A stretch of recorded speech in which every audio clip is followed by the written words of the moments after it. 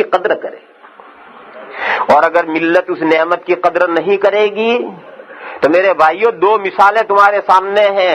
جاؤ یہاں، یہ اسپین رہا، یہ اسپین ہے، یہ اسلامی ملک تھا، 800-900 سال تک اسلامی ملک رہا ہے، اور یہاں کے چپے چپے پر اسلامی آثار تھے. یہ اشبیلیا، یہ قرطبہ، یہ غرناطہ، اور پتہ نہیں کتنے بڑے بڑے شہر تھے جہاں اسلام کا جھنڈا بلند تھا.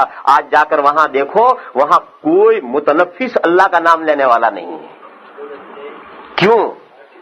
اللہ کی اس نعمت کی بات کے لوگوں نے قدر نہیں کی، قدر نہیں کی. اللہ تعالیٰ کی آواز، لاٹھی میں آواز نہیں ہے مگر لاٹھی پر بجتی ہے. اور یہ جاؤ، یہ روس میں سے جو 5 ملک آزاد ہوئے ہیں، کمیونسٹوں میں سے آزاد ہوئے ہیں، کمیونزم کے چنگل میں یہ پھنسے. اس سے پہلے اس جگہوں کی کیا حالت تھی؟ آپ کی یہ بخاری شریف جو اللہ کی کتاب کے بعد سب سے صحیح ترین کتاب ہے، وہ اسی جگہ لکھی گئی، وہی بخارا وہیں ہے، وہیں لکھی گئی ہے. اور امام بخاری علیہ الرحمہ کی قبر خرطنگ میں ہے. میں امام بخاری علیہ الرحمہ کی قبر پر گیا ہوں زیارت کے لیے. اور یہ ہدایہ جس کے اوپر سارے مسئلوں کا مدار ہے، یہ ہدایہ وہیں فرغانہ میں لکھی گئی. اور ہدایہ میں ایک جگہ مسئلہ ہے، ہدایہ میں ایک جگہ مسئلہ آیا ہے. وہ مسئلہ یہ ہے کہ اسلامی حکومت میں جو غیر مسلم رہتے ہیں، ان غیر مسلموں کو ان کے مذہبی آزادی ہوتی ہے. کسی بھی اسلامی حکومت میں جو غیر مسلم رہیں گے، ان غیر مسلموں کو مذہبی مکمل آزادی ہوتی ہے. ان کے یہاں خنزیر جائز ہے تو پالو اور کھاؤ.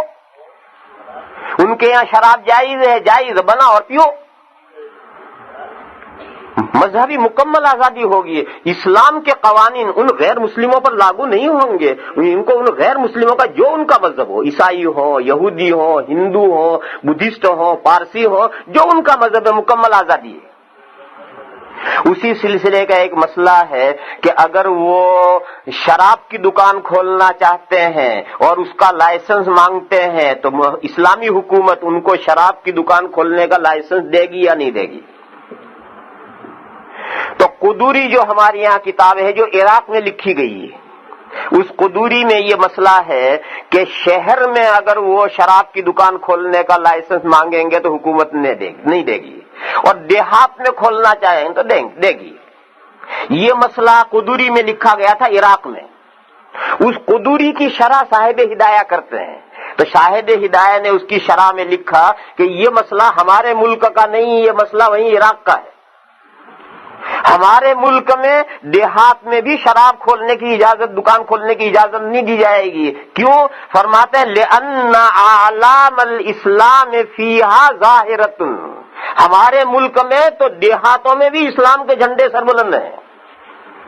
وہ کہتے ہیں کہ دیہاتوں میں، چھوٹے چھوٹے گاؤں میں بھی اسلام کے جھنڈے سر بلند ہیں، وہاں اجازت شراب کا دکان کھولنے کی نہیں دی جائے گی. وہ ملک جہاں صاحب ہدایہ یہ جملہ لکھ رہے ہیں کہ عراق میں تو ان دیہاتوں میں غیر مسلم رہتے ہیں، شہروں میں مسلمان رہتے ہیں اور دیہاتوں میں غیر مسلم رہتے ہیں، لہذا دیہاتوں میں جہاں غیر مسلم رہتے ہیں وہاں وہ شراب کھولنے کی دکان کا لائسنس مانگے تو دے دیں گے، لیکن ہم اپنے ملک کے اندر دیہات میں بھی نہیں دیں گے، کیونکہ یہاں تو دیہات میں بھی اسلام کے جھنڈے لہرا رہے ہیں. جہاں یہ صورتحال تھی، آج وہاں جا کر کے دیکھو کیا صورتحال ہے. میں گیا تھا ابھی 2-3 سال پہلے، میں وہاں گیا تھا، ایک سیمینار میں گیا تھا، امام بخاری علیہ الرحمہ پر ایک سیمینار ہوا تھا، اس میں گیا تھا. اور سیمینار وہاں کے لوگوں نے نہیں کیا تھا، لندن کے لوگوں نے وہاں سیمینار کیا تھا.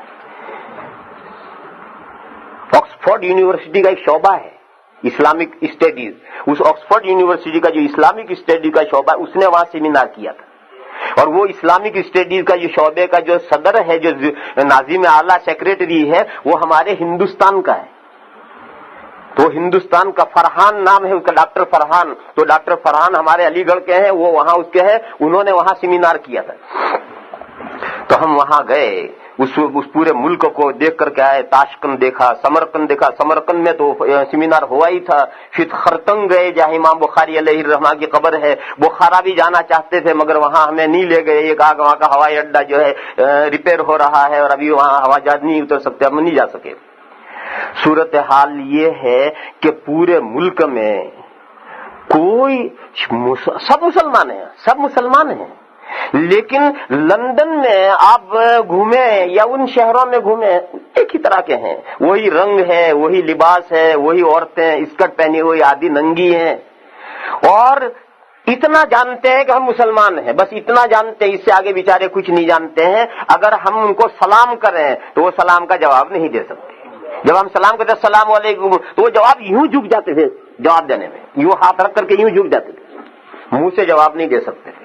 اور جب ہم لوگ نماز پڑھتے تھے کسی جگہ پر تو چاروں طرف ٹھٹ کا ٹھٹ کھڑا ہو جاتا تھا اور یوں ہاتھ باندھ کر کے احترام سے کھڑے رہتے تھے جب تک ہم نماز پڑھیں، لیکن وہ نہیں جانتے کہ نماز کیا چیز ہے۔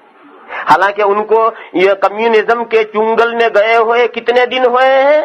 کل 70 یا 80 ایئرز ہوئے ہیں۔